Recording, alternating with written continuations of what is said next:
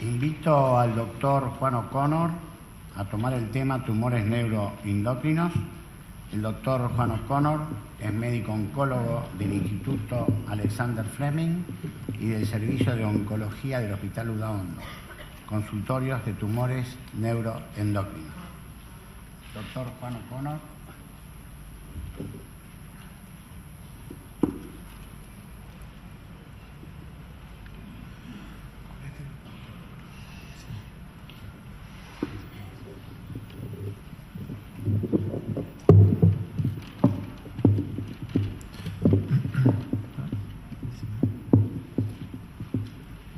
Bueno, buenos días. Hago extensivo mi agradecimiento al comité organizador de las sociedades y por esta invitación y por darme la oportunidad de hablar en este marco, que la verdad que es una convocatoria muy importante por lo que veo, así que trataremos de ser un poquito claros y ver cuál es el punto de interacción que tenemos con los gastroenterólogos en este tema, que es un tema muy interesante.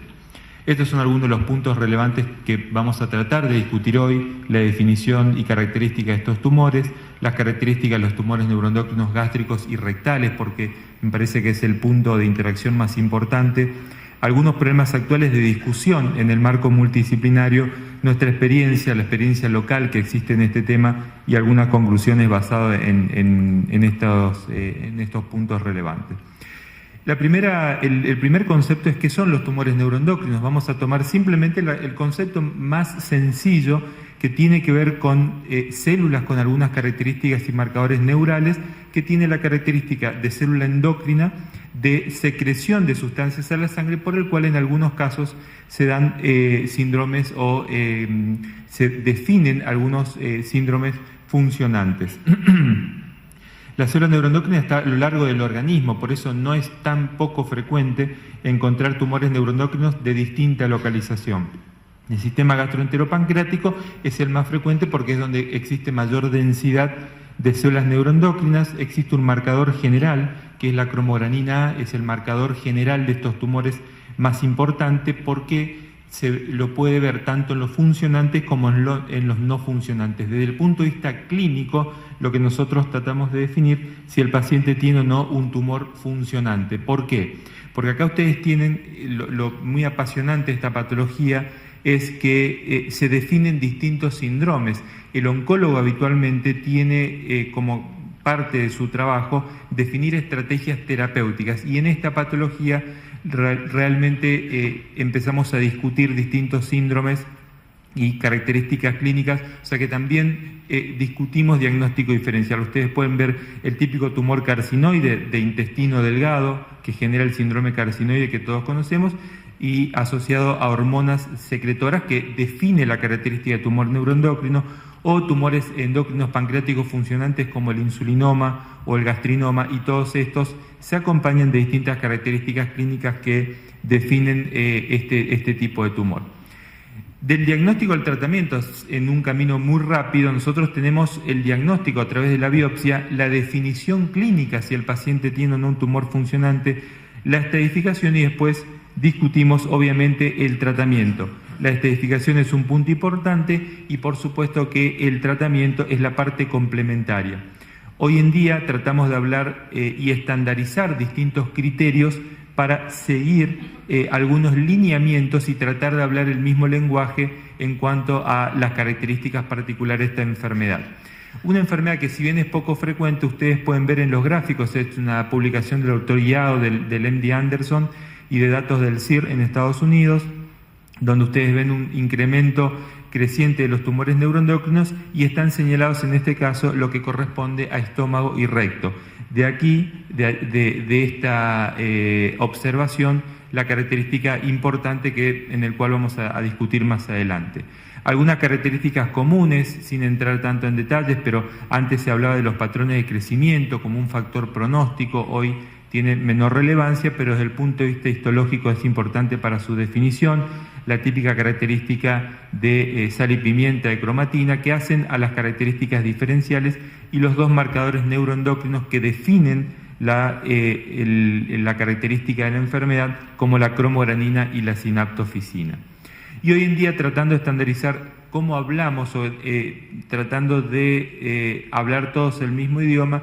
Esta es la última clasificación, muy sencilla, hay otros detalles que no vienen al caso, pero tratamos de definirlo como tumores neuroendocrinos de grado 1, los tumores de grado 2 o los carcinomas neuroendocrinos.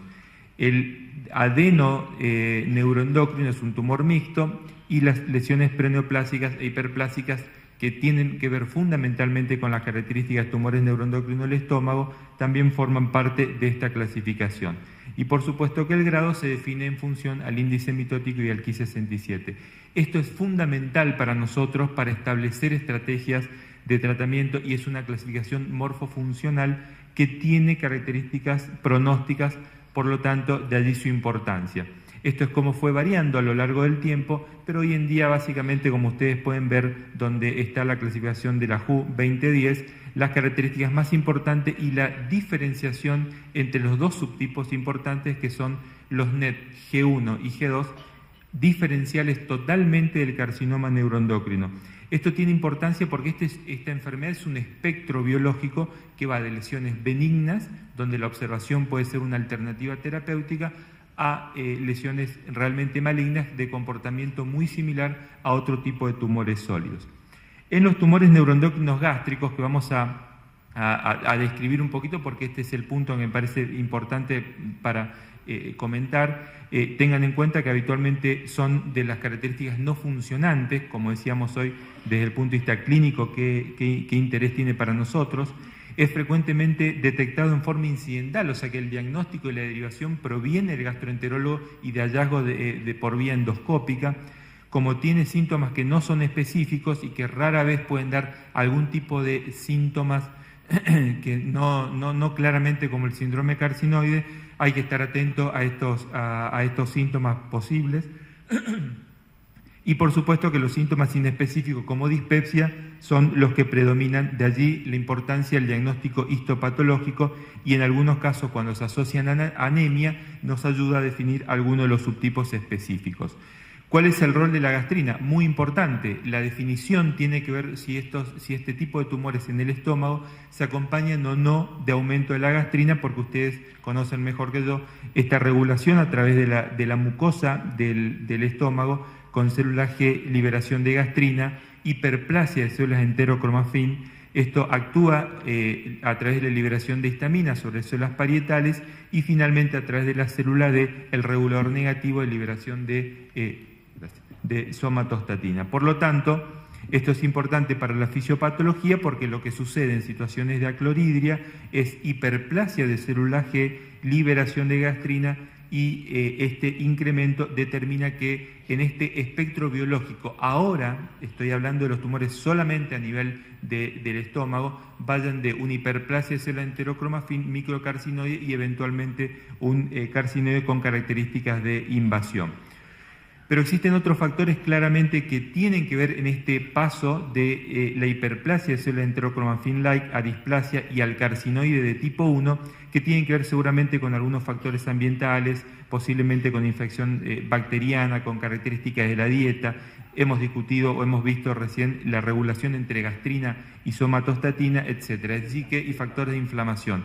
Es decir, que la fisiopatología es compleja, pero en su definición es muy importante tenerlos en cuenta para poder estratificarlos adecuadamente. Y si uno avanza un poquito más, esta diferenciación entre los subtipos 1, 2 y el 3, que tienen que ver con distintos factores a lo largo de la tumorogénesis, que pueden iniciarse con vías de aumento de la gastrina, la pérdida de heterocigosidad del 11Q o metaloproteinasa, por ejemplo, que son algunos factores relacionados con la tumorogénesis. Pero fíjense, el subtipo 3, que nada tiene que ver con los dos, después lo vamos a ver un poquito más en detalle, pero no tienen que ver con los dos iniciales, no se acompañan de hipergastrinemia y acá aparece el P53 u otras mutaciones que habitualmente definen características de mayor agresividad biológica.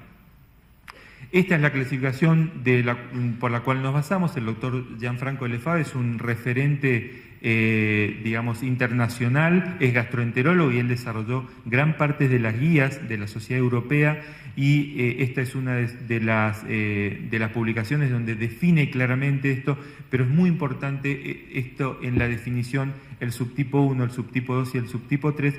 Fíjense ustedes que la mayor parte son del subtipo 1, donde se ven lesiones pequeñas, polipoides, se acompañan de gastritis crónica atrófica, son tumores bien diferenciados y habitualmente tienen un riesgo o un potencial de metástasis menor al 5%. Por lo tanto, nosotros decimos que habitualmente estos pacientes son portadores de una enfermedad crónica, pero después les voy a contar cómo hay diferencias en cuanto al criterio, depende qué especialista ve a los pacientes. Y el subtipo 3, ustedes pueden observar que nada tiene que ver con las características de los dos iniciales y tiene un potencial metastásico de entre un 50 y un 100%, son más parecidos a lo que conocemos como el adenocarcinoma.